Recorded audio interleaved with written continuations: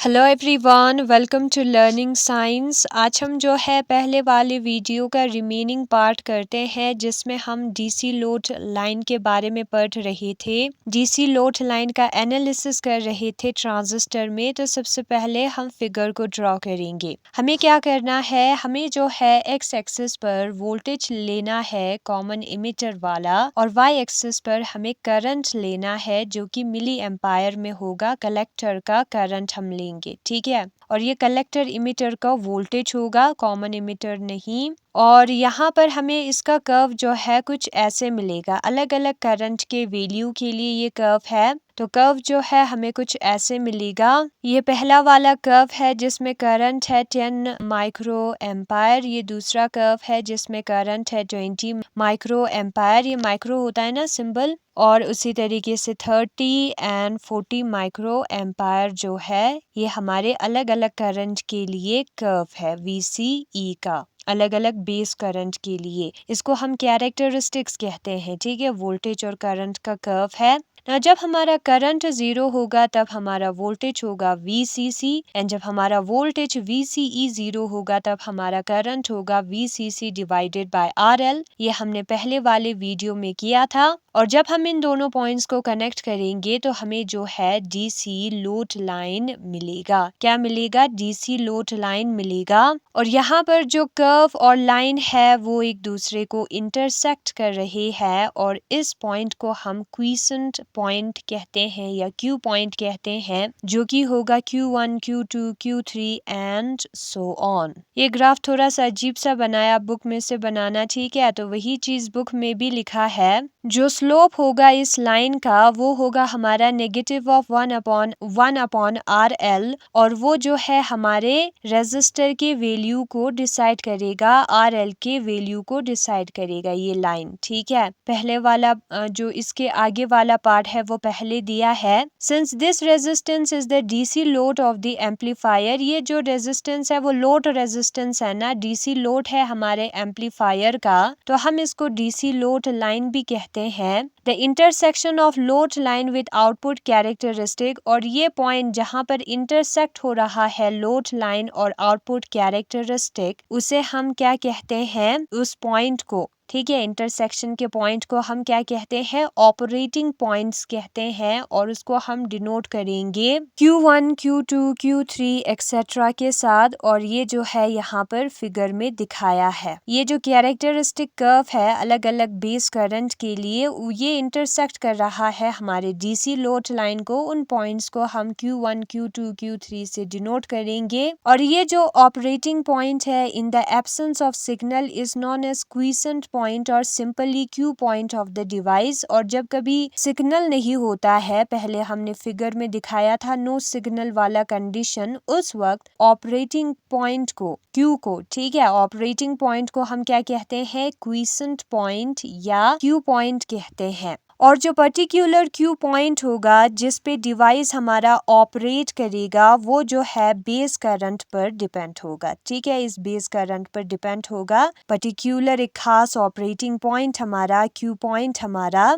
और जो Q value है हम यूजुअली किसको सेलेक्ट करते हैं? सेंटर के जो लोड लाइन है उसके सेंटर में जो हमारा Q है उसको हम एज ए ऑपरेटिंग पॉइंट क्या करते हैं? Q वैल्यू सेलेक्ट करते हैं। For signal of small amplitude, suppose हमारे पास एक सिग्नल है जिसका एम्पलीट्यूड मीन्स क्रेस्ट या ट्राह का हाइट, ठीक है। पीक या वैली का हाइट जो है वो छोटा सा है। The transistor amplifier will then give an output signal, उसके लिए ट्रांजिस्टर एम्पलीफायर जो है वो एक आउटपुट सिग्नल देगा which will be faithful reproduction of the input signal. और वो जो है क्या होगा? इनपुट सिग्नल ही होगा जिसको एम्पलीफाई किया गया है, बड़ा किया गया है, बिग बनाया गया है, ठीक है। जब हम एक स्मॉल एम्पलीट्यूड का इनपुट सिग्नल ट्रांजिस्टर एम्पलीफायर पर अप्लाई करेंगे तो हमें आउटपुट सिग्नल मिलेगा जो कि इनपुट सिग्नल का फेथफुल रिप्रोडक्शन होगा, फेथफुल एम्पलीफिकेशन होके हमें मिला हुआ होगा आउटपुट सिग्नल। अब फेथफुल एम्पलीफिकेशन में क्या होता है? A transistor amplifier must satisfy the 3 basic condition. Faithfully amplify होने के लिए ट्रांजिस्टर को 3 बेसिक कंडीशंस को पूरा करना चाहिए। वो नेक्स्ट पेज पर दिया है, हम देखेंगे वो 3 कंडीशंस क्या है जो कि हमारे ट्रांजिस्टर को पूरा करना चाहिए ताकि हमारा जो सिग्नल है वो अच्छी तरीके से एम्पलीफाई हो। सबसे पहले है proper zero signal collector current का प्रॉपर जीरो सिग्नल होना चाहिए, ठीक है। और दूसरा कंडीशन है हमारा minimum proper base emitter voltage at any instant, किसी भी इंस्टेंट पर बेस इमिटर वोल्टेज मिनिमम होना चाहिए। Minimum proper collector emitter voltage at any instant, किसी भी इंस्टेंट पर ये वाला कंडीशन होना चाहिए। इसका मतलब क्या है? फर्स्ट और सेकेंड कंडीशन का मतलब है कि जो हमारा बेस और इमिटर का जंक्शन है ना, वो फॉरवर्ड बायस्ड रहना चाहिए during all parts of the signal. Signal के हर पार्ट के वक्त जब हमारा बेस और इमिटर फॉरवर्ड बायस्ड होगा तभी फर्स्ट एंड सेकेंड कंडीशन पूरा होगा। ऑन द अदर हैंड, और दूसरे हैंड पे अगर हम कहें तो जो कंडीशन नंबर थर्ड है, ensures that base collector junction shall remain properly reverse biased at all time. जो बेस कलेक्टर जंक्शन है वो हर वक्त रिवर्स बायस्ड होना चाहिए, वो थर्ड वाला कंडीशन हमारा बता रहा है। इन अदर वर्ड्स, अगर हम दूसरे वर्ड्स में कहें, the fulfilment of this condition will ensure that, इस कंडीशन का फुलफिलमेंट जो है ये इंश्योर करेगा कि जो ट्रांजिस्टर है वो एक्टिव रीजन में काम कर रहा है। आउटपुट कैरेक्टरिस्टिक्स के एक्टिव रीजन जो है वो सैचुरेशन रीजन और कट ऑफ रीजन के बीच वाले रीजन को हम कहेंगे। ये जो रीजन है वो हमारा सैचुरेशन रीजन होता है, ये जो रीजन है वो हमारा active region cut off region होता है। ये जो बीच में रीजन है वो हमारा एक्टिव रीजन है, उसमें हमारा ट्रांजिस्टर काम करेगा। और मैं इस फिगर को आपको किसी और बुक में से दिखा दूंगी। तो इसमें आपको दो चीजें पता चला होगा। नंबर फर्स्ट, क्वीसेंट पॉइंट या क्यू पॉइंट क्या होता है, ऑपरेटिंग पॉइंट क्या होता है, कैरेक्टरिस्टिक या डीसी लोड लाइन क्या होता है, वो पता चला होगा इस टॉपिक में। और दूसरा, फेथफुल एम्पलीफिकेशन क्या होता है, उसके कंडीशन के बारे में आपको पता चला होगा, ठीक है। दूसरे बुक में से भी मैं आपको दिखा देती हूँ ताकि आसानी से समझ में आए। सबसे पहले फेथफुल एम्पलीफिकेशन को हम दूसरे वाले बुक में से समझते हैं। तो यहाँ पर लिखा है, a transistor will function properly if its input circuit base emitter junction remains forward biased and output circuit collector base junction remains reverse biased at all times. Transistor अच्छी तरीके से प्रॉपरली फंक्शन तभी करेगा जब उसका इनपुट वाला circuit, कौन सा जंक्शन वाला सर्किट है, बेस इमिटर का जंक्शन, ठीक है, वो फॉरवर्ड बायस्ड होगा, और आउटपुट वाला सर्किट यानी कि कलेक्टर बेस का जंक्शन रिवर्स बायस्ड होगा हर वक्त। उस कंडीशन पे ट्रांजिस्टर अच्छी तरीके से काम करेगा। For getting faithful amplification the following basic conditions must be satisfied. Faithful amplification के लिए ये जो नीचे कंडीशंस दिया है वो सेटिस्फाई होना चाहिए। ये सेटिस्फाई होने से पहले आपको फेथफुल एम्पलीफिकेशन का मतलब समझ में आना चाहिए। वो नीचे दिया है, आपको समझ में आ जाएगा, ठीक है। कंडीशंस 3 है। पहला कंडीशन है proper zero signal collector current होना चाहिए। दूसरा कंडीशन है minimum proper base emitter voltage होना चाहिए एट एनी इंस्टेंट। तीसरा कंडीशन है minimum proper collector emitter voltage होना चाहिए एट एनी इंस्टेंट। पहला कंडीशन को हम समझते हैं, proper zero signal collector current. Proper zero signal collector current का मतलब क्या है? हमें कंसिडर करना है कि हमारे पास है एक एनपीएन ट्रांजिस्टर सर्किट जिसको फिगर में दिखाया है। अब यहाँ पर पॉजिटिव हाफ होगा एक इनपुट साइकिल का और नेगेटिव हाफ होगा इनपुट साइकिल का, यानी कि पी को हम पॉजिटिव हाफ कहते हैं और वैली को नेगेटिव हाफ कहते हैं इनपुट साइकिल का। जो पॉजिटिव हाफ साइकिल है इनपुट सिग्नल का, base is positive with respect to emitter. उस वक्त जो बेस है हमारा वो पॉजिटिव होता है इमिटर के रिस्पेक्ट में। आप जो हमने डब्बा वाला फिगर बनाया था ना पहले, उसको याद रख सकते हो, उससे आसानी से समझ में आएगा। तो पॉजिटिव हाफ साइकिल के वक्त क्या होगा? पॉजिटिव हाफ साइकिल के वक्त बेस जो है वो पॉजिटिव होगा विद रिस्पेक्ट टू इमिटर। तो बेस इमिटर जंक्शन जो है वो फॉरवर्ड बायस्ड होगी, ठीक है। तो उस वक्त क्या होगा? Due to this a small base current and much larger collector current will flow in the circuit. Current जो है वो फ्लो होगा, छोटा सा बेस करंट करंट और बहुत ज्यादा कलेक्टर करंट, और उसके वजह से जो पॉजिटिव हाफ साइकिल है सिग्नल का वो एम्पलीफाई हो जाएगा, बड़ा हो जाएगा साइज में in the collector as shown, जो कि यहाँ पर फिगर में दिखाया है कलेक्टर में। ठीक है, और जो नेगेटिव हाफ साइकिल होगा सिग्नल का, उस वक्त जो हमारा बेस इमिटर जंक्शन है वो रिवर्स बायस्ड होगा और उस वक्त कोई भी करंट सर्किट में फ्लो नहीं करेगा। अब कोई करंट सर्किट में जब फ्लो नहीं होगी तो कोई भी आउटपुट करंट जो है नेगेटिव हाफ साइकिल की वजह से बाहर नहीं आएगा। ठीक है, negative half cycle of the signal की वजह से कोई भी आउटपुट करंट नहीं होगा। Thus we get an amplified output of signal with its negative half cycle completely cut off। तो जो negative half cycle के वजह से amplified signal जो हमें मिलना चाहिए वो cut off हो जाएगा, वो हमें नहीं मिलेगा, और उसी को हम unfaithful amplification कहते हैं। ठीक है, जिसमें कुछ हिस्सा कट ऑफ हो जाएगा। नाउ फेथफुल हमें चाहिए तो उसके लिए हमें क्या करना होगा, हमें जो है एक battery source VBB base circuit में इंट्रोड्यूस करना होगा, जो कि यहाँ पर फिगर B में दिखाया है। उसके वजह से क्या होगा, the magnitude of this voltage is such that even during the peak of negative half cycle of the signal, जब नेगेटिव हाफ साइकिल होगी हमारे सिग्नल में, जो इमीटर बेस है हमारा इनपुट सर्किट है वो फॉरवर्ड बायस्ड रहेगा, वो रिवर्स बायस्ड नहीं बनेगा। और जब हम कोई भी सिग्नल अप्लाई नहीं करते हैं, ठीक है, DC current IC will flow in the collector circuit. DC current फिर भी फ्लो करेगा विदाउट एनी सिग्नल। क्यों? क्योंकि हमारे पास बैटरी VBB है, वो फ्लो कराएगा करंट को, और उसको हम कहते हैं जीरो सिग्नल कलेक्टर करंट। क्या कहते हैं? जीरो सिग्नल कलेक्टर करंट कहते हैं। तो इस वक्त क्या होगा, इस बैटरी के वजह से जो पॉजिटिव हाफ साइकिल है सिग्नल इनपुट सर्किट का वो ज्यादा फॉरवर्ड बायस्ड हो जाएगा, और उसकी वजह से करंट भी इंक्रीज होगी, और उसके साथ साथ जो नेगेटिव हाफ साइकिल है हमारे सिग्नल का इनपुट सर्किट में वो भी फॉरवर्ड बायस्ड होगा, वो थोड़ा सा कम फॉरवर्ड बायस्ड होगा, और उसमें कलेक्टर करंट जो है वो कम होगी। ठीक है, तो क्या होगा इससे जो इनपुट सर्किट है वो हमेशा फॉरवर्ड बायस्ड रहेगा, पॉजिटिव हाफ और नेगेटिव हाफ दोनों के वक्त। कहाँ पहुंचे थे हम? ठीक है, तो उसको हम क्या कहेंगे, उसको हम फेथफुल एम्पलीफिकेशन कहेंगे। तो ये एक कंडीशन है कि जीरो सिग्नल कलेक्टर करंट हमारा होना चाहिए, proper zero signal collector current हमारा होना चाहिए। वो कैसे आता है आपको पता चल गया, और उससे क्या होता है वो भी आपको पता चल गया। फॉरवर्ड बायस्ड रहना जरूरी है, तो ये जो कंडीशन है वो बता रहा है फॉरवर्ड बायस्ड रहना चाहिए, जीरो सिग्नल कलेक्टर करंट होना चाहिए। ये बैटरी लेकर देता है।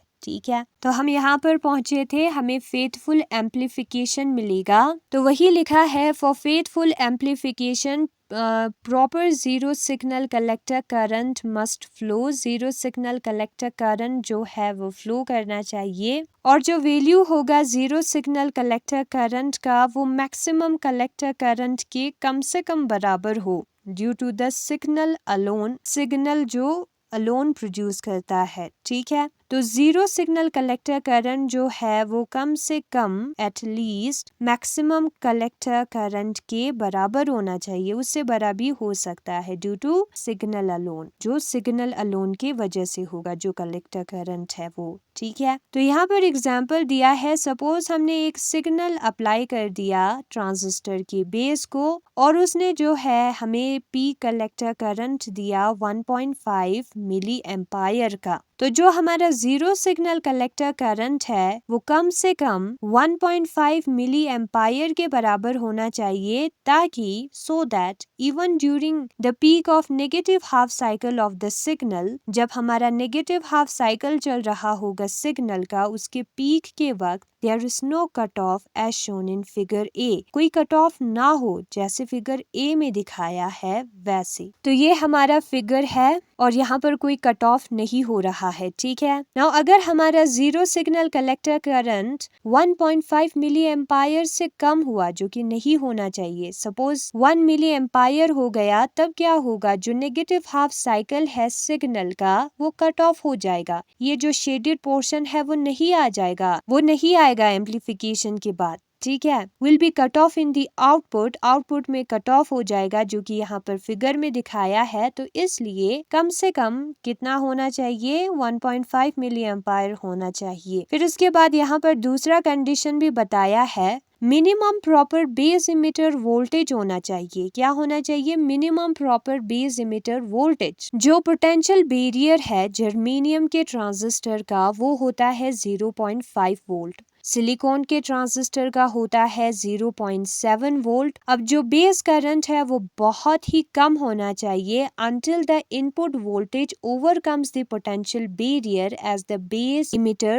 junction at the base emitter junction। Base current जो है वो बहुत ही कम होना चाहिए until the input voltage, तब तक जब तक हमारा इनपुट वोल्टेज जो है वो ओवरकम ना कर दे। पोटेंशियल बैरियर होता है ना बेस इमिटर के जंक्शन पर, उसको जब तक वो ओवरकम ना कर दे तब तक बेस करंट कम होना चाहिए और पोटेंशियल बैरियर का वैल्यू यहाँ पर दिया है। Once the potential barrier is overcome, जब पोटेंशियल बैरियर ओवरकम हो जाएगा, the base current and hence the collector current increases sharply. Base current और कलेक्टर करंट दोनों इंक्रीज होगा और उसको अचीव करने के लिए therefore to achieve faithful amplification, faithful amplification को भी अचीव करने के लिए जो बेस इमिटर वोल्टेज है वो जो है 0.5 वोल्ट से नीचे नहीं होना चाहिए जर्मेनियम के लिए और 0.7 वोल्ट से नीचे नहीं होना चाहिए सिलिकॉन के लिए। ठीक है, इन शॉर्ट बताऊं तो बेस करंट जो है वो कम होना चाहिए जब तक वो पोटेंशियल बैरियर को क्रॉस ना करे। उसके लिए जो हमारा बेस इमिटर वोल्टेज है उसका वैल्यू 0.5 या 0.7 वोल्ट से नीचे ना हो। ठीक है, तभी वो उसको क्रॉस कर पाएगा। वैसा ही लिखा है यहाँ पर।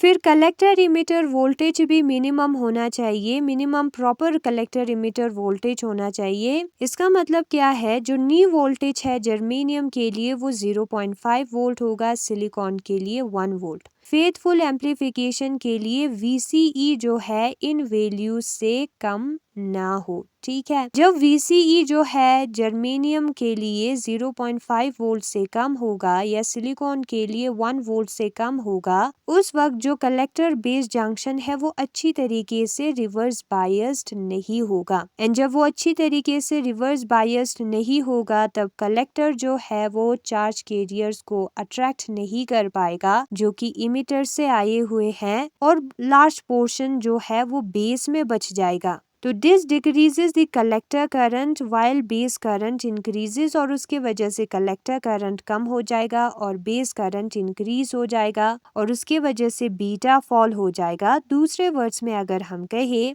VC is allowed to fall below knee during any part of the signal। अगर VCE ये जो वोल्टेज दिया है प्रॉपर वाला हमारा उससे अगर नीचे चला जाए तो जो पार्ट है वो कम एम्प्लीफाइड होगा। वो वाला पार्ट किसी भी पार्ट पर सिग्नल के ये अगर नीचे चला गया तो वो पार्ट जो है कम एम्प्लीफाइड होगा। ठीक है, कम स्ट्रॉन्ग होगा वो सिग्नल और उसके वजह से अनफेथफुल एम्प्लीफिकेशन होगी। लेकिन जब हमारा VCE जो है वो वी वोल्टेज से ज्यादा होगा उस वक्त प्रॉपरली रिवर्स बायस्ड होगा, बीटा भी हमारा कांस्टेंट रहेगा और फेथफुल एम्प्लीफिकेशन हमारा होगा। ठीक है, तो वोल्टेज जो है वो इतना होना चाहिए तभी प्रॉपरली रिवर्स बायस्ड होगी और चीजें अच्छी तरीके से एम्प्लीफाई होगी। VCE वोल्टेज की बात कर रही हूँ, यहाँ पर भी VBE वोल्टेज जो है वो इतना होना चाहिए। अगर इतना नहीं हुआ तो वो जो है पोटेंशियल बैरियर को अब ओवरकम नहीं कर पाएगा बेस इमिटर जंक्शन की। इतना आप याद रखोगे तो चलेगा, या फेथफुल एम्प्लीफिकेशन हमें नहीं मिलेगा। अच्छी तरीके से वो जो सिग्नल है वो स्ट्रॉन्ग सिग्नल नहीं बना हुआ होगा, वीक से एम्प्लीफाई वो नहीं हुआ होगा। ठीक है, तो ये वाला पोर्शन जो है वो हमारे बुक में दिया है। बहुत सारे पार्ट्स दिए हैं बुक में। एक फिगर ये भी दिया है, यहाँ पर मेरे को आपको बताना था रीजन्स को। ठीक है, बाकी तो आप समझ गए हो। ये हमारा सैचुरेशन रीजन है, इस एरो ने दिखाया है। ये हमारा एक्टिव रीजन है, ये हमारा ब्रेक डाउन रीजन है और ये हमारा कट ऑफ रीजन होगा। तो इस रीजन में काम करेगा हमारा ट्रांजिस्टर जब फेथफुल एम्प्लीफिकेशन होगी। ठीक है, तो यही है आज का हमारा टॉपिक। Thanks for watching.